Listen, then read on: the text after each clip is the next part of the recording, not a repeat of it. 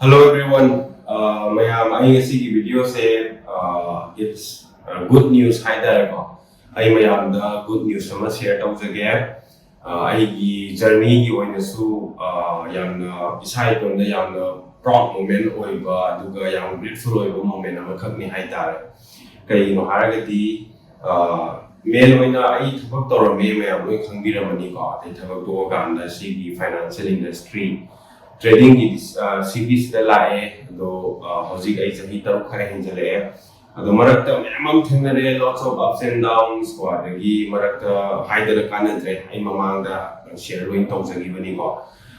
Ma'am थेंगरे so lots of sacrifice अदगी trial error मैम थेंगरे अदगी आई से चही अनि मुकी ममांगदगी हाइ तारे आई रिजल्ट से सुम उरगा अपडेट लापदगी हौजिक से अंदर की चही सिदा आइना कोइना हे अनौ कोइना थमकवा कोइगी ट्रेडिंग इ द फंडेड अकाउंट से खरा दि कुइरे बट मणिपुर द खंगने दि कुइ दि तला सो फंडेड अकाउंट की सिदा सु आई से खरा दम पाइजे बने द फंडेड अकाउंट दा हौजिक फंडेड अकाउंट से खंगदब यावग सो कोइगी ट्रेडर अमा माइ स्किल से तो लेइ तारगदि कोइना मागी कई हाइ तारे फंड से कंपनी दगी लौथारगा ट्रेड तौबगी मवोंग नि सो सिगिसिदा फंडेड कंपनी दा आई खरा दुम पाइजे को खरा दुम पाइ कंपनी उमरी पाइ अदुदा याम मेन ओइना आइगी मेन अकाउंट ता सेंगैना पाइ बे अकाउंट से फंडिंग पिप्स कवे सो सिगी फंडिंग पिप्स हाइबा कंपनी से अदुम यामना चावबो कंपनी म ओले हजिति मा से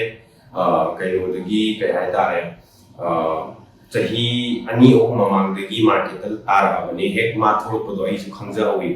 अदगी तारा कांद तम तमना अपडेट लाप मोइगी जर्नी कमाइन तवे आई लोइना खंजावी अदुना अदुमाइना फंडिंग पिप्स दगी आइसे पाइरा कांद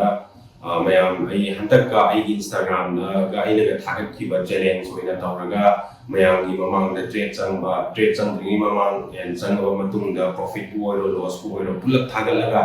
मागी चैलेंज 1 फेज 2 गदो लोइना पास तौरो मतुंगा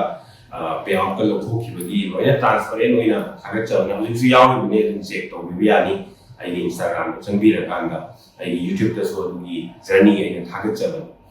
सो अदुगी मतुंगा अदुमाइन सुम लापदगी आई से वर्ल्ड वाइड की ओइना ट्रेडर मयाम सिगी मनुंगा मोइना खंबीबदगी हाइबा तारे को सो मोइना अदुमाइना रिकॉग्नाइज तौबीबदगी था अमा अनि मुकी ममांग सिदा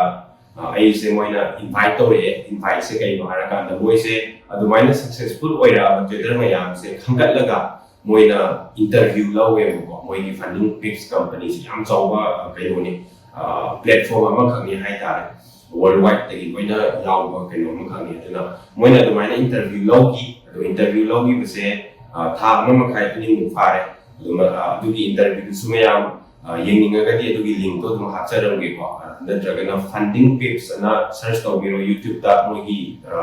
यूट्यूब चैनल लेबिने अदुगा लाइव सेशन द चंगबीरा कांदा लाइव की दुदा आईगी मिंग थाबदा दुम थोलकनी को दुदा लाइव ओने लौगी बने हजिसु यावबने येंगियो दुदा आई जर्नी कने का अन लोई शेयर तौजो सो अदुमाइ लौरगा आइसे याम कई हाइ तारे ऐसे मनी मैतई मचा मोइना मणिपुरी मचा मोइना यामना कयानी आईगी फॉलोवर्स सिंग दा आइना खरा खंती गाइड तौबुंगा मनी को काइना अचुम्बा वे दा गाइड तौबुदा आइना मतेंग पांगा मनी को काइना खंजैयो को सो अदुगी मतुंग सिदा मो कमाइन तौगे हारा कांदा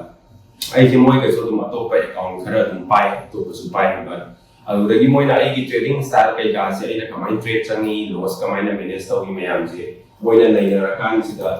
हंतक से ngaraang nahan katang सेम फंडिंग पिप्स कंपनी सिदगी आइमोंदा मेल अमा खक लाए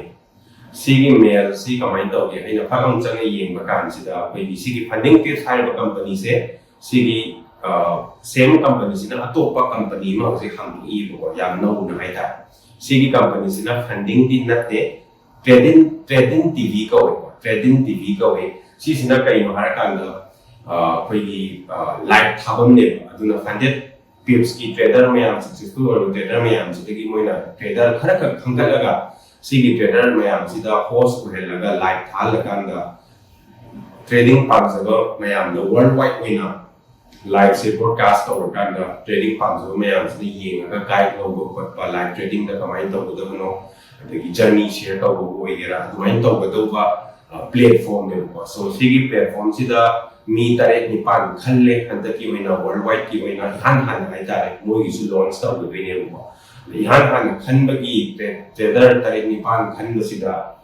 Laibak Pabadagi, I su Yao Manzare, Moina Dugi invitation Bibire, invite Tabire. Aduga India, the Gia Koi, I surely wait, but Akoi Anina Tagana Oya, I su Yao Zerapani.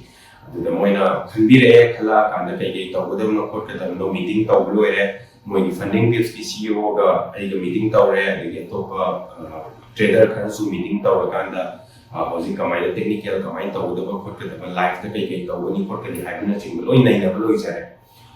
aduna mayam sigi se ai ese moigi adugi anobo moigi platform Tradin TV haiba platform sigi date 15 of July da ko ai sigi video se kan thagat tu ni khangre but 15 of July 2025 launch tawdoi ni sigi launch tawuni mita ai yaw ni adubu I oina di available di oina kay first day da di atop trader ni tayo ko aduna koi trader kana se nungti ki sila ga adugi host oina kan na koina live tharaga to ko duine worldwide ki oina ado ai gi oina han se Friday no ta ta bane ai dan se to ke ko ai gi schedule hai ta ko 19 koi di July da ka no ta na ai dan soi na ba ai check to ke adugi I kari date target hai ko so let's see okay first week I say ahanba I like or kadaba kaino se ko ahanba se 18 July da ko 18 July da 2025 ki Friday ta no michida I ne aduga topa country gi trader ani maga koi ahum na host wera sigi achoba platform sida I like tawjebadori host oijebadori adagi next na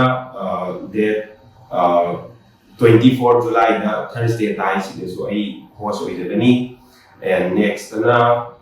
date 28 July da so ay host oy gani and August ki date 1 da sibo ki ay schedule hay na phange aduna mayam si date sing se khambira kanda ki Tradin TV hay se Instagram da sumo ki page na una leirabani adagi YouTube da su channel na una hangabani adugi link pa mo so ay hapsarong screen da su tholang ge ko aduga invitation invitation so if I told them again I am biro adu the tharapagi invitation do aduna mayam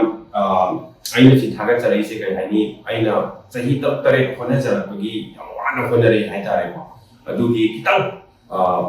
mahi ma phangjare ko khona phanggadabadi yamwari mayam si de hawta ngai adugu something kainoma kitang recognize to bi se ngon su yam ngai so aduga Manipur represent to pam se mi ma khang ni ai su aduna so ai di channel se A Manipuri Guy na le jari se aduna ni mayam na si channel di ming se ramani mai bam thok o atopa trading ga chana ba ming mon thok kai na hai piaw ge ai su thok charoi A Manipuri Guy se aina thaina aina si channel hang ge na khangi bam le ko sai mai ai se 1 million 2 million ge yora kan da Manipur sakta pa yan ba ni ga khanjing au su dum phau jari aduna A Manipuri Guy dum thon gani aduga at least I be gam jabal level da I feel sida hai tare koi kang lai pa adagi Manipur sakta ko num da ai kone janingi ko chu konari aduga handak ki su as Manipuri ko ai kha tha basing da su adi tha thok basing da su trading se koi arai banati matam changi ko mayam changi adubu tasengna foundation lagi fazana step by step chatlaga di yadabra hairga di ya ai dum su ai janingi khangani aduna mayam su tawba matam da fazana checksina tawbi wa da hadaki aina host oijagadori ba program mayam se mayam support tawbi dina sigi moi gi channel subscribe taw kanda live da saru ya biro ai mayam gi mamanga as Manipuri mo ina kai da ai mon visualize tawbu ko worldwide I ngang sine and tabi to ne ko so I'm very grateful for that aduna I tapir ko za sing I kau de ko to all my mentors trading the mentor I mindset the mentor I kau jete ko moi di mai su I phangjari ni aduga I na su give up ta ba ko na zara to di mai na ai jani ne na mayam da siri video se kitang mayam da kitang emotional so oy haitare ko so I'm very grateful yang nungai ama po kamai experience to bino di khangre but sida loi bidi na te khang tangai ko adu thang thang ka na so ko na jarake Manipur ki mamung product na dagi mayam mangda sini kind hai to ngam da mong dai honezari ko ju bana gini hauji chu theng na de pung ani ta dore ko ahingi ado ai hauji ki mayam thapuk tu lore ka da video se dam gi na namjara ini mayam aduna mayam du support to view ai se video mayam thagat jarake nuai ba kana kana so comment to giro mayam ai di Instagram da follow to view ai description da hapcharam ge aduga hauji Tradin TV hariba or Fundingpips hariba khangda bi yaru gasu adugi link mayam da hapcharam ge mayam video live da aduga so ai live post oina laigini aduga ai gi channel sida su Manipuri chinau mayam yeng ba ya na ai live so ina lep ta bi da taw na ngam da ko na jari wa do hawra ani tu su na mayam support to me say thank you so much everyone mayam su support to we begini si channel sida ko mayam su adugi credit to pisari aduna thank you so much see you in my next video bye bye